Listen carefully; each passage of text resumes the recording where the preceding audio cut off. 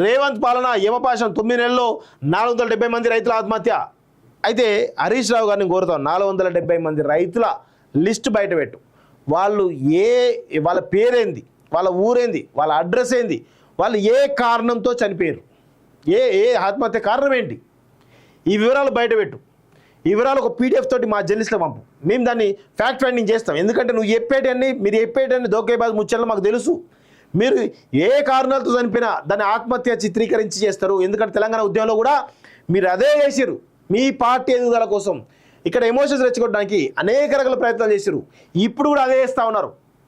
470 మంది రైతుల లిస్టు ఉంటే బయటపెట్టు. ఆ సాఫ్ట్ కాపీ అన్ని జర్నలిస్టులకు పంపు.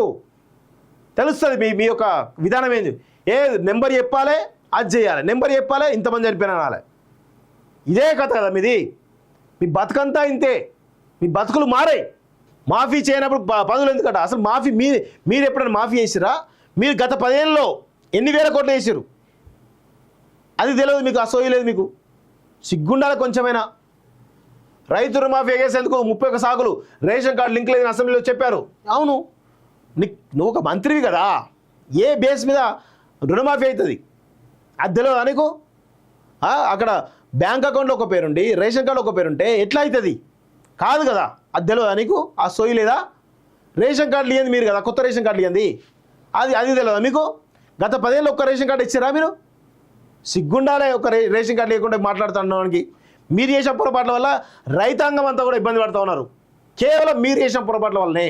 ఇగో 10 ఏళ్ళు అభివృద్ధి పరుగులాట. ఏమి అభివృద్ధి జరిగిందిరా నాయన? అసలు ఇక్కడ జర్నలిస్టులు కానీ ప్రశ్నించే గొంతుకలు కానీ ఏవి కూడా మాట్లాడకుండా నోరు నొక్కినటువంటి మీరా మాట్లాడుతున్నారు అభివృద్ధి గురించి.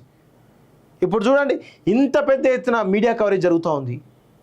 This is freedom of expression. ఇది కదా కావాల్సింది.